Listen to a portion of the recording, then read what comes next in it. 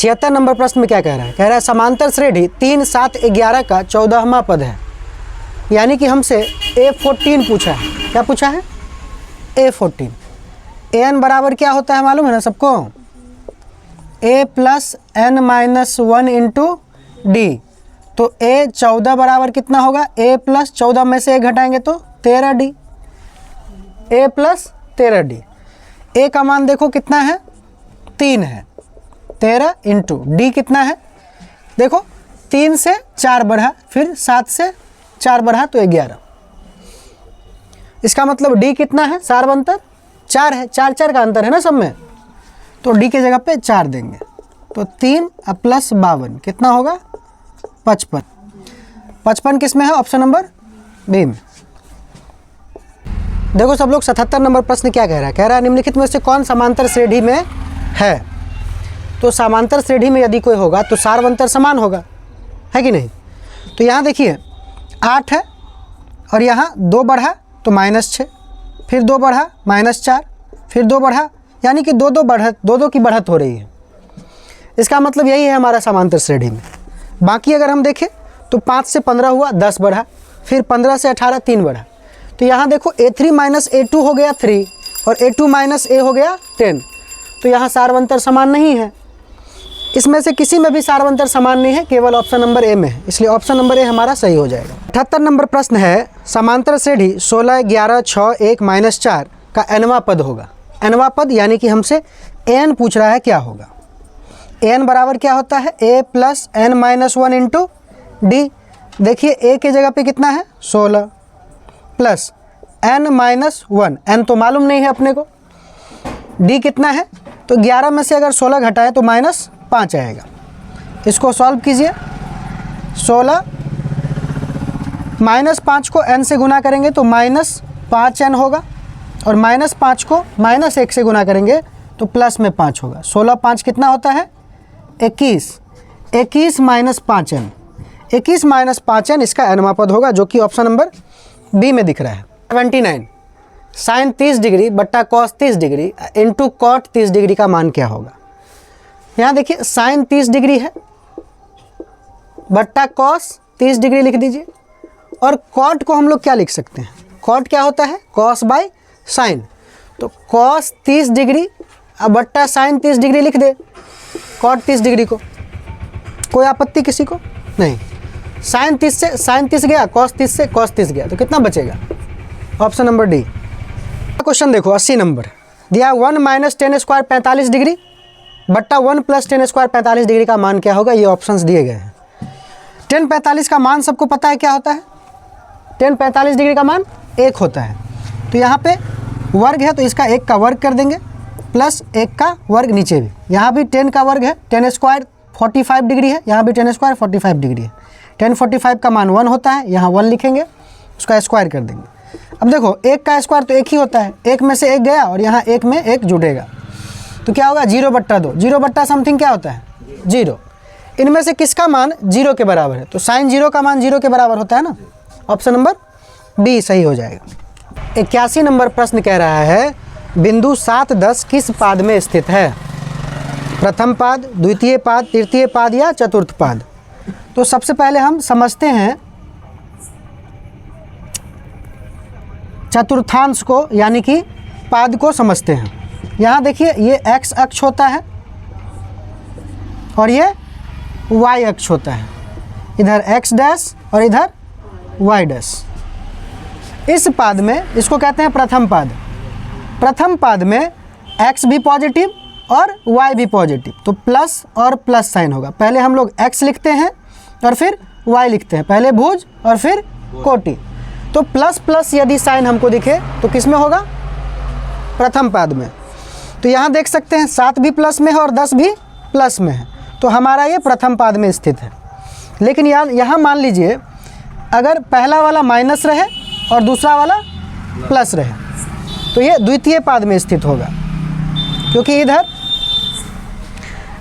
x dash क्या होता है? नेगेटिव माइनस में, और y क्या होता है? प्लस में। तो पहले x वाले को लिखते हैं माइनस पहले फिर प्लस। यहाँ देखिए पहले x को लिखेंगे तो माइनस और y भी इधर माइनस, तो माइनस माइनस साइन होता है तृतीय पाद का। और चतुर्थ पाद में यदि हम देखें तो x प्लस और y माइनस, तो प्लस माइनस चिन्ह हमको दिखेगा कहाँ, चतुर्थ पाद में। तो कुछ भी एग्जामिनेशन में क्वेश्चन पूछ सकता है। यदि मान लीजिए एक बिंदु दे दिया और बोला -4 और -5 किस पाद में स्थित है, तो दोनों माइनस है, देखेंगे दोनों माइनस किस में है, तृतीय पाद में। तो इस तरह से कोई भी क्वेश्चन अगर पूछेगा तो बना लोगे जी। अगला प्रश्न है 10:45 और 10:7 का अनुपात पूछ रहा है हमसे, क्या होगा। तो 10:45 डिग्री का मान कितना होता है, 1, और 10:60 डिग्री का मान कितना होता है, √3। तो 1 अनुपात √3 हो जाएगा इसका, ऑप्शन नंबर सी। पेन उठाने की भी जरूरत नहीं है। 83 नंबर क्वेश्चन में कह रहा है x अक्ष पर स्थित किसी बिंदु के निर्देशांक होंगे। तो x अक्ष पर यदि हम कोई बिंदु लें, x अक्ष पर यदि हम कोई बिंदु लेते हैं तो उसके निर्देशांक किस रूप में होंगे। कोई भी बिंदु ले करके देख लीजिए। x अक्ष पर यदि हम ये बिंदु ले लिए तो इसका निर्देशांक क्या होगा, 3, 0, यानी कि x का कुछ मान होगा और y वाला का मान 0 होगा। तो x 0 के रूप वाला हमारा x अक्ष पर स्थित किसी बिंदु का निर्देशांक होगा। ऑप्शन नंबर ए इसका सही हो जाएगा, x 0। ठीक है। 84 नंबर प्रश्न देखिए, कह रहा है एक छड़ की लंबाई और उसकी छाया का अनुपात 1:√3 है, तो सूर्य का उन्नयन कोण क्या होगा।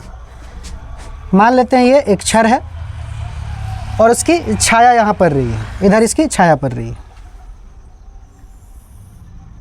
हमसे पूछ रहा है सूर्य का उन्नयन कोण क्या होगा। छड़ की लंबाई और उसके छाया का अनुपात दिया हुआ है। ये यदि AB लंबाई है छड़ की और BC जो है वो उसकी छाया की लंबाई है, तो AB दिया हुआ है 1 और ये दिया हुआ है √3। ये अनुपात दिया हुआ है, यानी कि ये लंब और आधार के बीच में रिलेशन को बताता है। लंब और आधार के बीच रिलेशन कौन बताता है, tan थीटा। तो tan थीटा का मान दिया हुआ है 1/√3, यही अनुपात। तो थीटा का मान कितना होगा वो बताना है। थीटा का मान कितना होगा, 30 डिग्री। तो सूर्य का उन्नयन कोण कितना होगा, 30 डिग्री होगा। क्लियर है।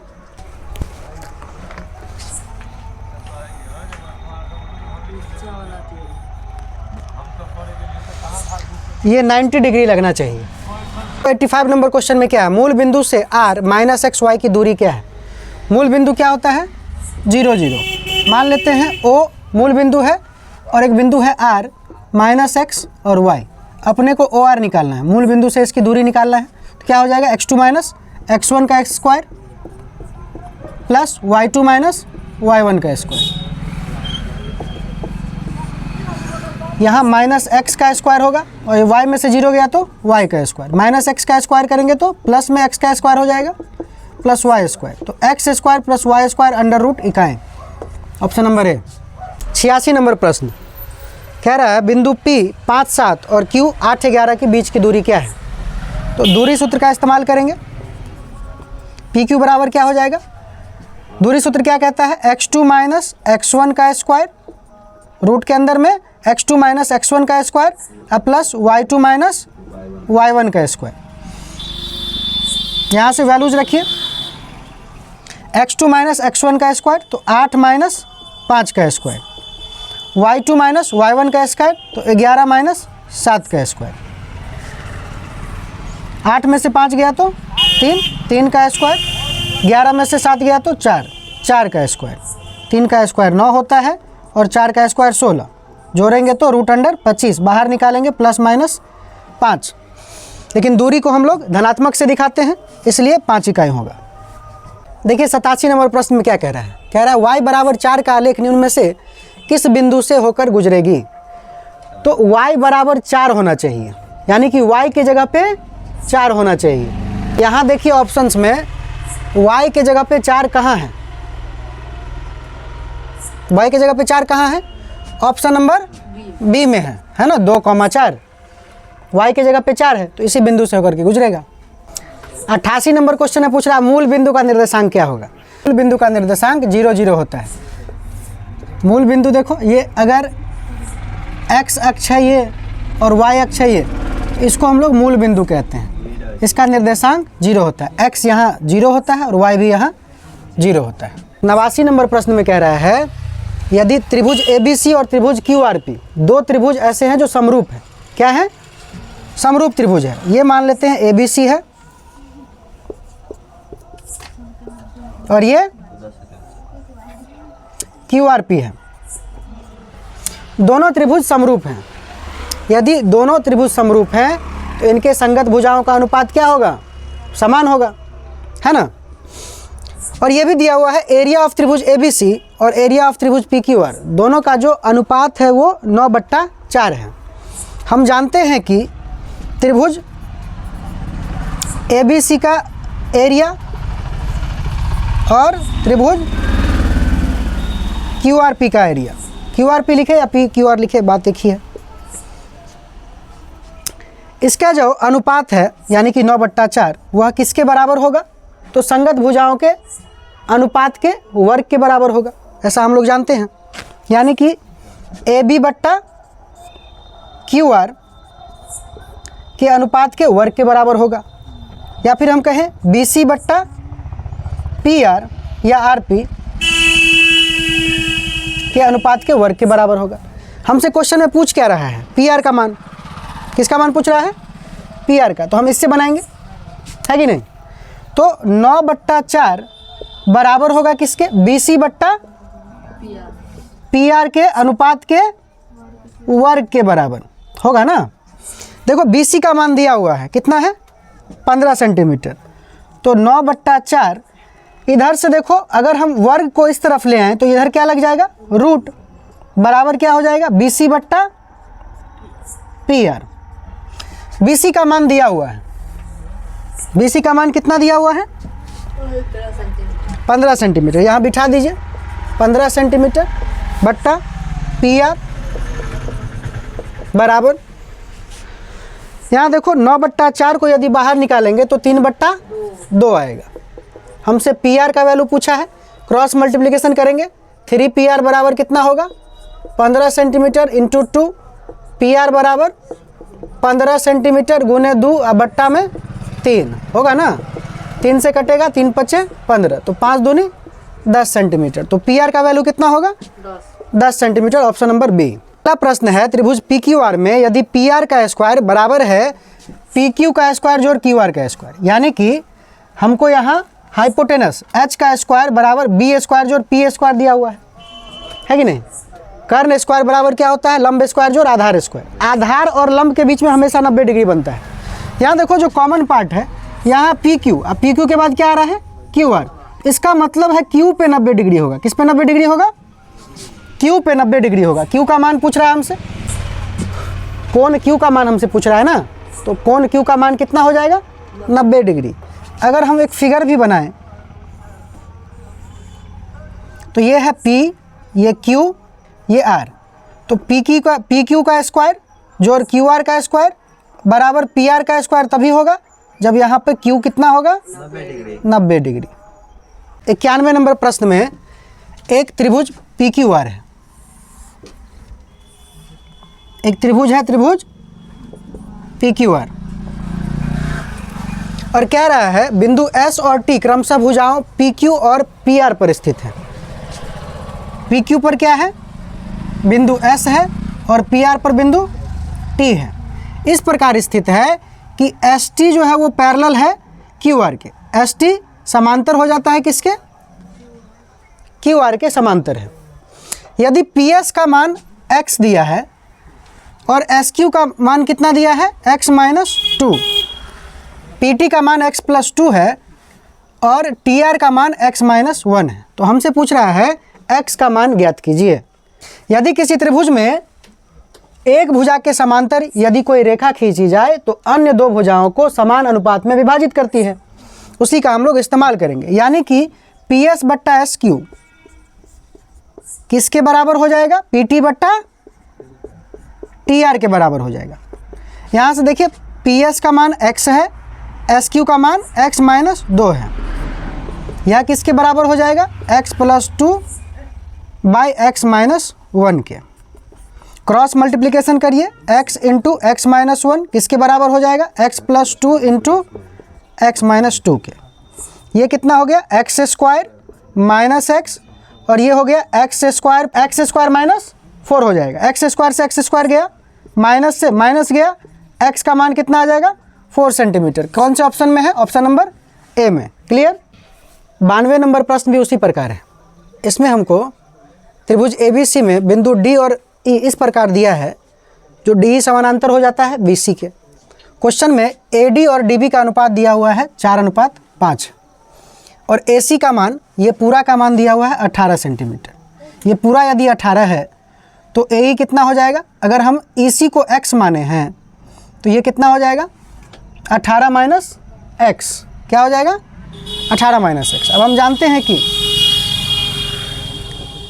जानते हैं AD बट्टा DB किसके बराबर होगा?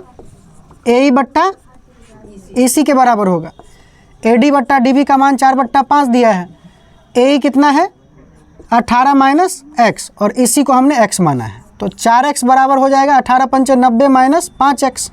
5x को इधर लाइए तो 4x प्लस 5x बराबर 90। 9x का मान 90 के बराबर होगा, तो x का मान किसके बराबर होगा? 10 के बराबर। हमसे क्वेश्चन में क्या पूछा है? AE कितना है? 18 माइनस x। तो 18 में से यदि हम 10 घटाएंगे तो क्या आएगा? 8 centimetre. Option number A. 93 number प्रश्न क्या कह रहा है? कह रहा है 6 सेंटीमीटर त्रिज्या वाले वृत्त पर खींची गई 2 समांतर स्पर्श रेखाओं के बीच की दूरी क्या होगी? ये एक वृत्त है और इस पर 2 स्पर्श रेखा समांतर खींची गई है। हमसे पूछ रहा है इस दोनों के बीच की दूरी क्या होगी? वृत्त की त्रिज्या दी हुई है 6 सेंटीमीटर। यदि ये वृत्त की त्रिज्या है तो यहाँ से यहाँ तक भी वृत्त की त्रिज्या होगी 6 सेंटीमीटर।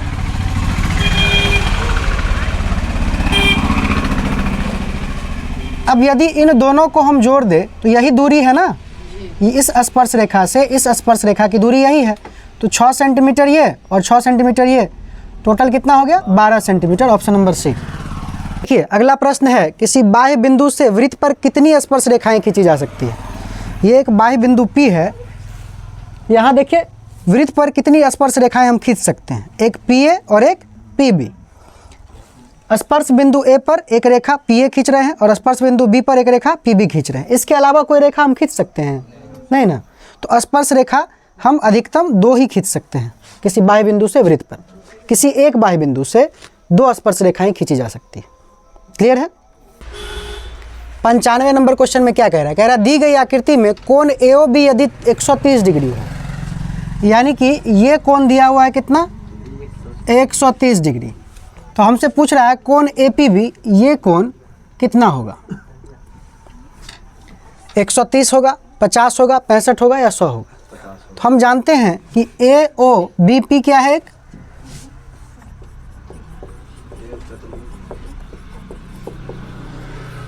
AOBP एक चतुर्भुज है और चतुर्भुज के हम लोगों ने पढ़ा था प्रमेय 10.2 में, त्रिज्या स्पर्श रेखा पर क्या होती है? त्रिज्या स्पर्श रेखा पर लंब होती है। तो ये 90 डिग्री हो गया, ये 90 डिग्री हो गया। इसको यदि हम x मान ले तो x plus 90 degree plus 90 degree अब प्लस 130 डिग्री, यह किसके बराबर होगा? 360 डिग्री के बराबर। अपने को x का वैल्यू चाहिए, इसको जोड़िए 90 90 180 और 30 210 310 डिग्री। तो x प्लस 310 डिग्री बराबर 360 डिग्री। तो x बराबर 360 डिग्री माइनस 310 डिग्री, घटाएंगे तो कितना होगा? 50 डिग्री।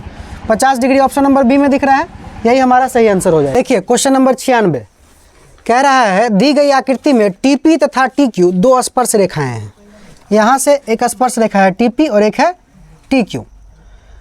केंद्र O वाले वृत्त पर इस प्रकार स्थित है कि कोण PTQ का मान कितना है? 50 डिग्री। ये कोण दिया हुआ है 50 डिग्री है। हमको ज्ञात करना है कोण OPQ का मान कितना है? ये वाला कोण ज्ञात करना है। ठीक है, समझ गए क्वेश्चन में क्या करना है? अब कैसे करेंगे आइए देखते हैं। तो हम जानते हैं कि POQT क्या है? एक चतुर्भुज है। POQT क्या है? एक चतुर्भुज। त्रिज्या क्या होती है? स्पर्श रेखा पर लंब होती है। ठीक है, तो इससे हम इस कोण का मान ज्ञात कर लेंगे। यानी कि हम अगर कहें कोण O plus 90 degree plus 90 degree अब प्लस कोण PTQ का मान कितना है? 50 डिग्री। यह किसके बराबर होगा? 360 डिग्री के बराबर। तो कोण O 90 90 180 और 50 कितना हो जाएगा? 230 डिग्री बराबर 360 डिग्री।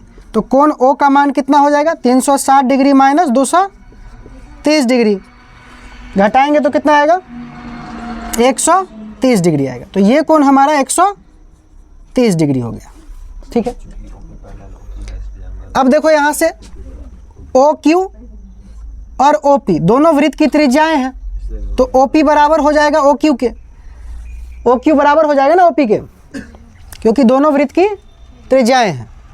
अब यदि ये दोनों बराबर है तो इसके विपरीत कोण भी बराबर होंगे, ये कोण और ये कोण दोनों बराबर होंगे। इस कोण को यदि हम x मान ले तो x प्लस x अब प्लस 130 डिग्री, या किसके बराबर होगा 180 डिग्री के। त्रिभुज POQ में कोण x जोड़ कोण x जोड़ 130 180 के बराबर होगा। त्रिभुज के तीनों कोणों का योग 180 डिग्री होता है, तो 2x बराबर कितना होगा 180 डिग्री माइनस 130 डिग्री, तो 2x बराबर 50 डिग्री। तो x का मान कितना 25 डिग्री, तो ये कोण कितना होगा 25 डिग्री ये भी होगा और 25 डिग्री ये भी होगा। हमसे ये कोण सिर्फ पूछा है, option number B 25 degree answer होगा। देखो 97 नंबर प्रश्न कह रहा है निम्न में से कौन परिमेय संख्या, परिमेय संख्या को पहचानना है। देखो यहाँ √7 एक अपरिमेय संख्या है। अपरिमेय संख्या में यदि हम परिमेय संख्या जोड़ देते हैं तो हमें क्या प्राप्त होता है अपरिमेय, तो ये तो अपरिमेय है। यहाँ देखिए 10 प्लस √100 है, ये 100 रूट से बाहर निकल सकता है क्या, तो 10 प्लस 10 कितना हो जाएगा, जो कि एक परिमेय संख्या है। ऑप्शन नंबर बी हमारा सही होगा। अगला प्रश्न में कह रहा है निम्नलिखित में से किसका दशमलव प्रसार शांत है। दशमलव प्रसार उसी का शांत होगा जिसके हर का अगर हम गुणनखंड करें तो वो 2 का पावर m गुने 5 का पावर n के रूप का हो जाए, या फिर दोनों में से किसी एक के रूप का हो जाए। 2 का पावर m के रूप का भी हो सकता है, 5 का पावर n के रूप का भी हो सकता है। तो यहाँ हम देखेंगे किसका हर उस रूप का है। देखिए ऑप्शन बी में 21 है, यहाँ 210 है ना, 3 7 21, 7 और 3 आ रहा है, ये तो होगा नहीं। 11 8 88, ये भी 11 आ रहा है, नहीं होगा। 15 5 75 और 3 5 15 होता है, इसमें 3 कहीं ना कहीं आएगा, ये भी नहीं होगा, यही होगा। क्वेश्चन नंबर 99 कह रहा है दो धन पूर्णांकों a और b के लिए यदि मौसो AB और लौसो AB ये दोनों निकाले, ये दोनों का गुणनफल, और उसको AB से भाग दे दे तो वह किसके बराबर होगा। हम जानते हैं कि एक संख्या गुने दूसरी संख्या बराबर होता है LCM गुने HCF, होता है ना। अब यहाँ पहली संख्या a है और दूसरी संख्या b है, a को b से गुना करेंगे AB होगा ना, LCM AB और HCF होगा AB का। HCF मतलब मौसा और LCM मतलब लॉस। गुना में मौसा पहले लिखे या लॉस पहले लिखे इससे फ़र्क नहीं पड़ता है। अब AB को उधर ले जाने के लिए हमको क्या करना पड़ेगा, दोनों तरफ AB से भाग करना पड़ेगा। तो दोनों तरफ AB से भाग कर दे तो AB बट्टा AB होगा।